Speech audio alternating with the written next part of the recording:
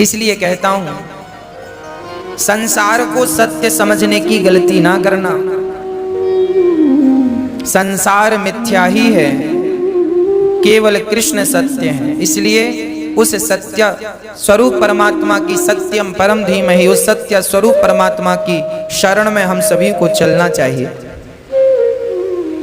भगवान चित स्वरूप है, अर्थात प्रकाश स्वरूप है।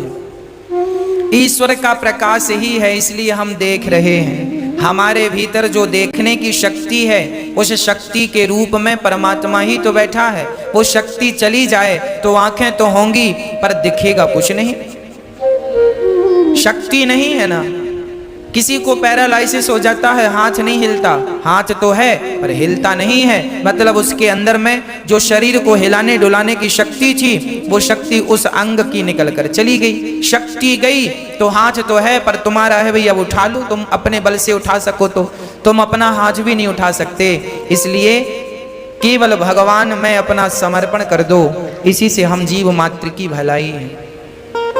किस बात का हम घमंड करें, किस बात का अहंकार करें। साहब, श्वास भी तो हमारे अधीन नहीं है ना। भगवान सबके भीतर प्रकाश के रूप में बैठे हैं। आप जो देख रहे हैं वो ईश्वर ही है। इसलिए सबको भगवान जानकर सेवा करने लग जाओ। यदि आप सबको भगवान जानकर सेवा करेंगे तो आपको भी, आपका भी कल्याण हो जाएगा। आप सबकी सेवा करो। एक किसान था, एक दिन उसके द्वार पर कोई संत आए, कहा भैया जा रहे हैं तीर्थ यात्रा पर, पैदल हूं, हर गांव में भिक्षा मांग कर खा लेता हूं, सो भैया आज की रात यहीं गुजारनी है, तो तुम्हारे द्वार पर ही आज हम विश्राम करेंगे, तो भोजन की व्यवस्था करो। किसान बड़ा धार्मिक था, उसने बढ़िया संत के लिए कच्चा दे दिया, आटा इत्यादि। संत ने कच्चा ही मांगा, कहा लो। संत ने बना करके उसे भोग लगाकर किसान को प्रसाद देकर ग्रहण कर लिया। संत ने सोचा कि इसका अन्न खाए हैं, कुछ इसकी सदगति। देखो संत के पास क्या है देने के लिए, संत के पास देने के लिए एक ही चीज है, बोले ईश्वर तक पहुंचने का उपाय, ईश्वर तक पहुंचने का रास्ता संतों को पता है, सो वही रास्ता सबको बताते रहते हैं। किसी की समझ में आता है तो उस रास्ते पर चल के वो ईश्वर तक पहुंच जाते हैं, किसी की समझ में नहीं आता सो नहीं पहुंच पाते। संत ने कहा किसान से, भैया तुम रोज 1 घंटा कीर्तन किया करो। किसान ने कहा सरकार ये काम नहीं हो सकता, मैं किसान हूं और बहुत काम रहता है, पत्नी बच्चों में किसानी में समय बिल्कुल नहीं मिलता कि मैं 1 घंटा कीर्तन करूं। तो संत ने कहा कोई बात नहीं, तुम 1 घंटा कीर्तन नहीं कर सकते तो पास में कोई मंदिर हो तो नियम बनाओ और नियम से 1 बार ठाकुर जी का दर्शन करने मंदिर जाया करो। किसान बोला सरकार हम ये भी नहीं कर सकते, मंदिर थोड़ा 100-200 कदम पे दूर है, कई बार समय नहीं मिलता, भागना पड़ता है खेत की तरफ। अब संत बड़े चक्कर में पड़े, से क्या उपाय बताऊं। तो संत ने उसी से पूछा अच्छा ये बताओ तुम क्या कर सकते हो, जो भी करना नियम से करना, वो नियम तोड़ना मत। यदि तुम इस नियम से चलोगे तो तुम्हारी भी नैया पार हो जाएगी। तो किसान बोला मेरे बगल में घर के बाजू में एक कुम्हार रहता है, घड़ा बनाता है, आप कहो तो मैं उसका रोज दर्शन कर लिया करूंगा, ये नियम हो सकता। संत ने कहा ठीक है, तुम उस कुम्हार का दर्शन किया करो, नियम बनाओ कि कुम्हार का दर्शन किए बिना तुम भोजन नहीं करोगे, नियम बनाओ।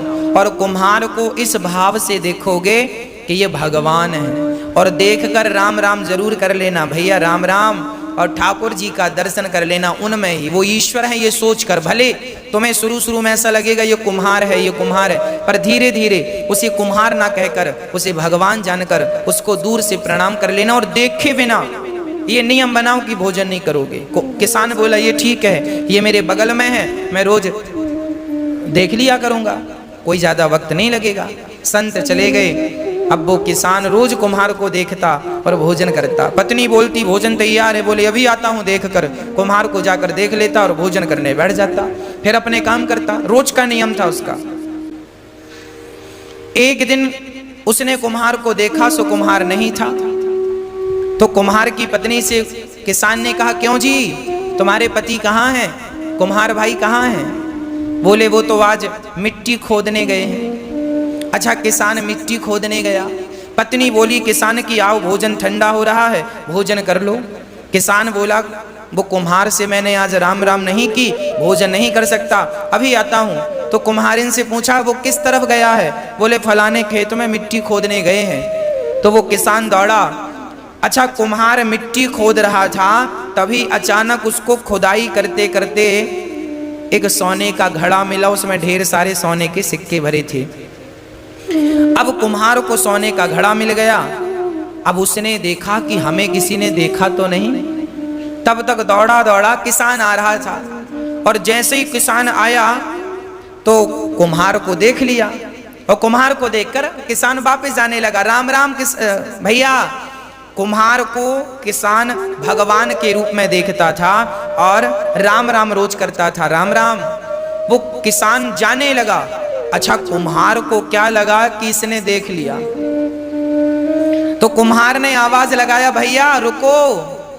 तो किसान ने कहा ना, रुकने की जरूरत नहीं है, हमने तो देख लिया। किसान तो ये कह रहा था कि हमने तुम्हें देख लिया, पर कुम्हार को लगा इसने सोने का घड़ा देख लिया।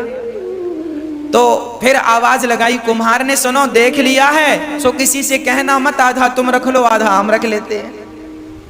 तो किसान रुका, बोली किसकी बात कर रहा है? किसान गया और जाकर देखा तो दोनों देख के दंग रह गए। ढेर सारा धन उन्हें जमीन के भीतर गड़ा हुआ मिल गया। दोनों ने आपस में बांटकर उस धन से साधु संतों की सेवा स्टार्ट करी। और उस किसान ने पूरी बात बताई कि एक संत को मैंने केवल एक दिन का भोजन कराया, उस भोजन कराने का फल यह है कि उन्होंने मुझे नियम में बांध दिया, और आज उस नियम में बंधने के कारण विधाता ने मेरी सारी दरिद्रता दूर कर दी, मेरा धन धान्य से घर भर दिया। एक बार किसी भूखे व्यक्ति को भोजन कराने का ये फल है कि देर सवेर ईश्वर तुम्हें धनवान बनाएंगे बनाएंगे बनाएंगे। आप एक नियम बनाओ कि रोज भगवान का कीर्तन करेंगे, रोज भगवान का नाम जपेंगे। बिना नाम जपे, बिना कीर्तन किए, बिना ईश्वर का दर्शन किए भोजन ग्रहण नहीं करेंगे। ये नियम, जो व्यक्ति नियम से चलता है उसे भगवत प्राप्ति निश्चित होती है। इसलिए नियम जरूरी है जीवन में। संयम और नियम, संयमी बनो, भोग और विलास से मन को हटाओ और ईश्वर के प्रेम के नियम में बंध जाओ। यही है आनंद।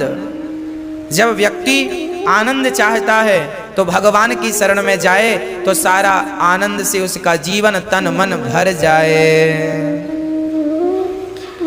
विश्वोत्पत्त्यादि है, तबे भगवान क्या करते हैं? विश्व की उत्पत्ति, पालन और संहार करते हैं। भगवान का काम है विश्व की उत्पत्ति, पालन और संहार, है ना। भगवान की शरण में जो है उनका बाल भी बांका नहीं होता। तापत्रय विनाशाय, दैहिक दैविक भौतिक तापा, राम राज्य काहू नहीं व्यापा। 3 प्रकार के दुख सबके जीवन में होते हैं। कोई तन दुखी, कोई मन दुखी, कोई धन बिन रहते उदास, थोड़े थोड़े सब दुखे, सुखी राम के दास। कोई तन से दुखी है, कोई मन से दुखी है, कोई धन के बिना परेशान है। आज सब ही दुखी हैं। कोई तन से दुखी, कोरोना तन से ही तो दुखी कर रहा है। कोई तन के लिए परेशान, तन से दुखी है। कोई मन का रोगी है, मन की इच्छाएं अधूरी रह गई तो डिप्रेशन आ गया, मन में बड़ी चिंता है, मन में बड़ी टेंशन है। हमें बड़ा आश्चर्य लगता है तब जब लोग ये कहते हैं महाराज जी हमें बड़ी चिंता है। हमें सुनकर बड़ा आश्चर्य लगता है तब जब लोग ये कहते हैं कि फला व्यक्ति डिप्रेशन में चले गए। मैं बिल्कुल अपनी प्रैक्टिकली बात कर रहा हूं। मुझे बहुत आश्चर्य लगता है जब ये कहते हैं लोग गुरुजी बड़ी चिंता है। मैं आपसे पूछना चाहता हूं, बताइए आपको किस बात की चिंता है? क्या चिंता है आपको? जो हो रहा है क्या वो तुम्हारी मर्जी से हो रहा है? नहीं, ईश्वर की मर्जी से हो रहा है। अच्छा, जो कल हुआ क्या वो तुम्हारी मर्जी से हुआ? वो भी ईश्वर की मर्जी से। और कल जो होगा वो भी किसकी मर्जी से? क्या तुम्हारी और हमारी? अरे वो भी विधाता की मर्जी से। जब उसी की मर्जी का हो रहा था, उसी की मर्जी का हो रहा है और उसी की मर्जी का होना है, तो तुम किस बात की चिंता कर रहे हो भैया? क्यों दुबले हो रहे हो चिंता कर करके? क्या चिंता है? जो होना है वो होके रहेगा।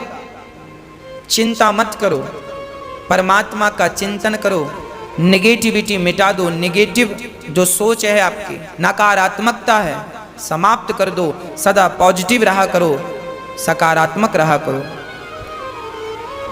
हम चिंता क्यों करें?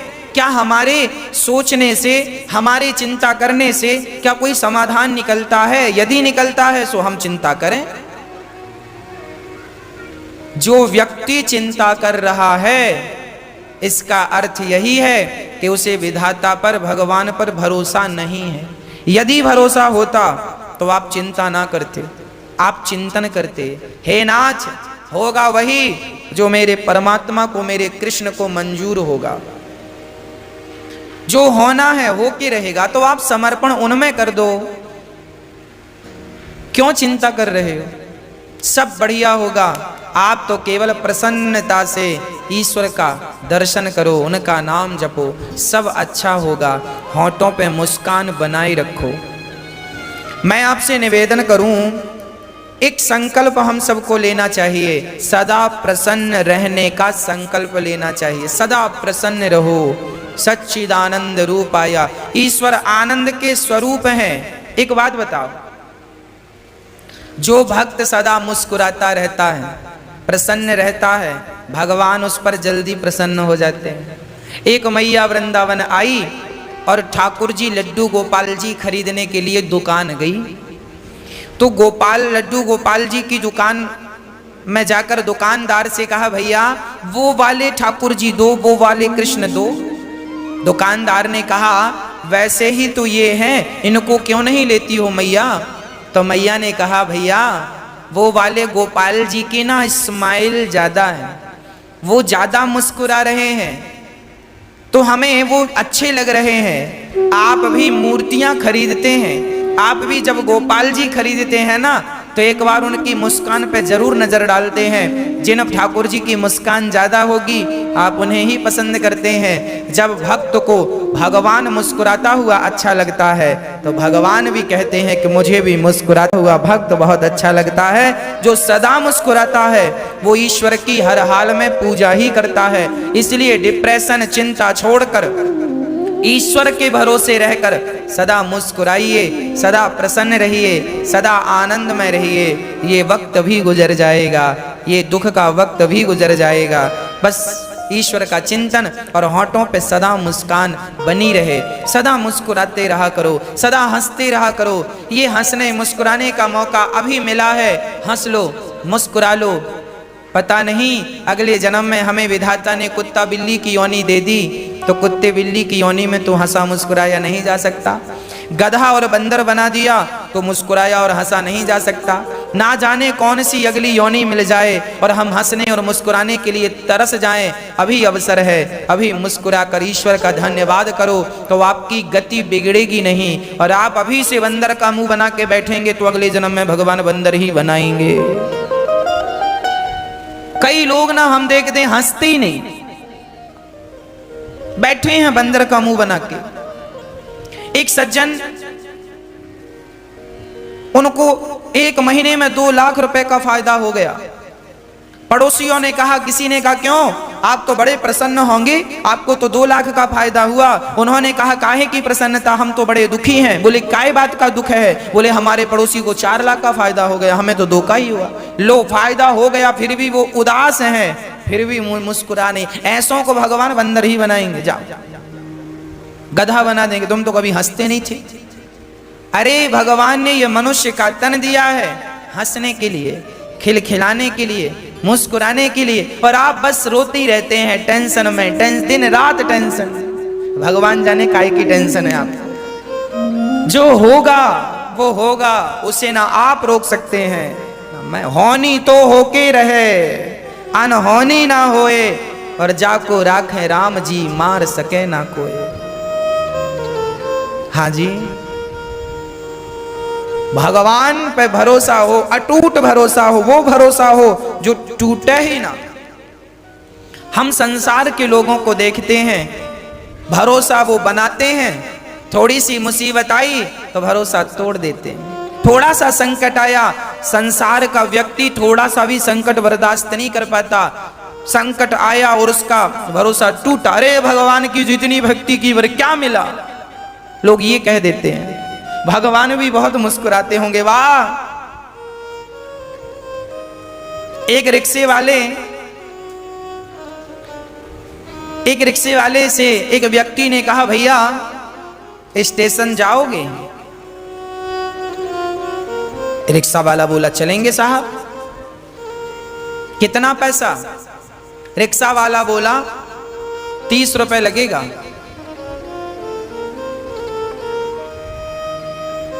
तो वो व्यक्ति बोला, भैया मैं बुजुर्ग हूं और 4 कदम की दूरी पे स्टेशन है, मैं स्टेशन सोसाइटी पे ही रहता हूं और इस इतने दूर का 30 रुपए लेगा? बाकी रिक्शे वाले तो मैं रोज 10 रुपए में जाता हूं और आज तुझे 30 रुपए चाहिए? 30 रुपए, इतनी सी बात का 30 रुपए मांग रहा है। दूसरे रिक्शे वाले, उस बुजुर्ग ने कहा, जा हम तेरे रिक्शे में नहीं बैठते। पीछे रिक्शे आया, उसने फिर पूछा, भैया स्टेशन तक जाना कितना? उसने कहा, बाबूजी 10 रुपए लगता है।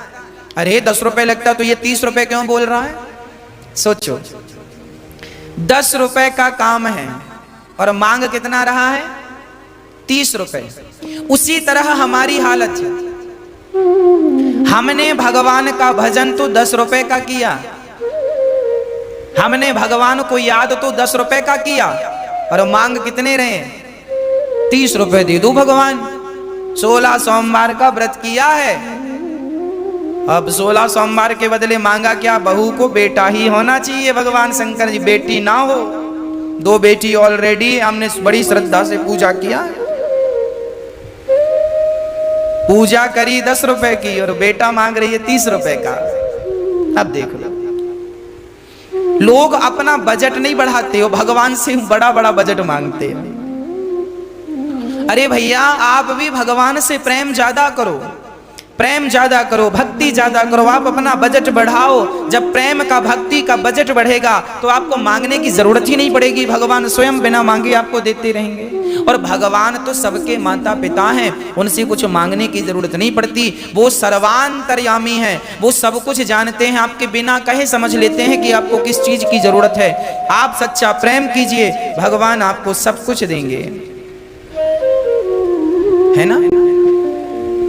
सदा मुस्कुराइए, सदा ईश्वर का धन्यवाद कीजिए, शिकायत कभी ना कीजिए। क्या सुदामा जी के जीवन में शिकायत थी? गरीब थे, 4-4 दिन चूल्हा नहीं जलता था, परम उपासक थे सुदामा जी। सुदामा जी चाहते तो कह सकते थे, वाह कन्हैया मैंने तेरा इतना भजन किया और तूने मुझे क्या दिया, पर नहीं, जिससे प्यार किया है ना उससे शिकायत नहीं करूंगा, और वो भी प्यार भगवान से। कोई शिकायत नहीं, जहां प्रेम है वहां शिकायत नहीं है, और जहां शिकायत है वहां प्रेम नहीं है। इसलिए भगवान कहते हैं, राम ही केवल प्रेम प्यारा, मुझे केवल प्यार करो, मुझे पैसा हीरा मोती सोना चांदी मत दो, फूल फूल फल मुझे कुछ मत दो, दूध दही मुझे कुछ मत दो, पर मुझे केवल भक्त प्यार करे। भगवान प्रेम का भूखा है। अरे प्रेम करने से तो भगवान बिक जाते हैं, कोई खरीदना चाहे तो उसे खरीद ले। केवल प्रेम, राम ही केवल प्रेम प्यारा, जान ले जो जानने आ रहा। भगवान हमारा सारा दुख हर लेते हैं।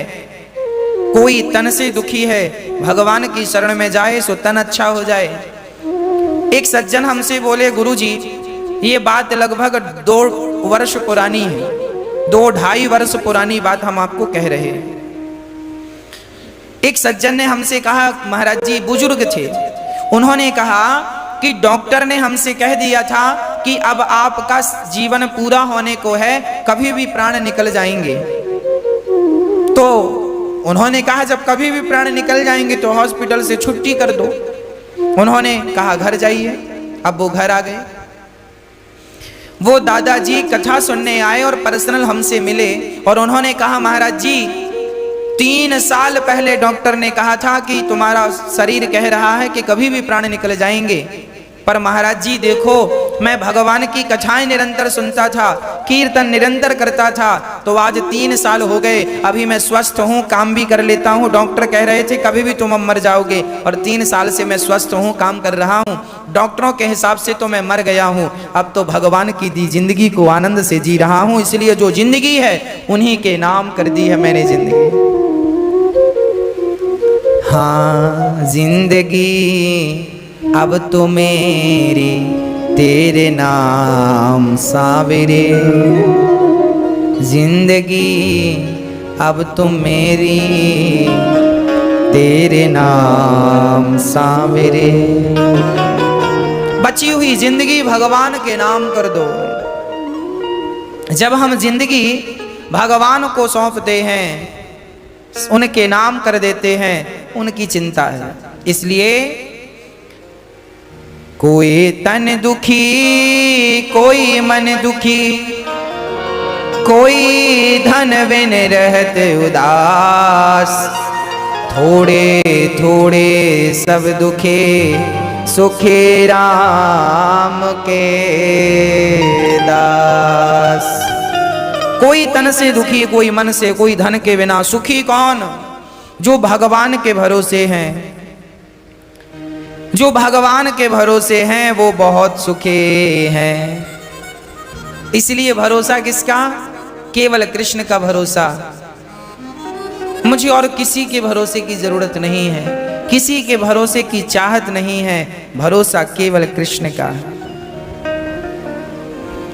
ऐसे भगवान जो हमारे समस्त दुखों का नाश करते हैं, ऐसे भगवान को, श्री राधा सहित कृष्ण को श्री कृष्णाय वयम नुमः, ऐसे भगवान को हम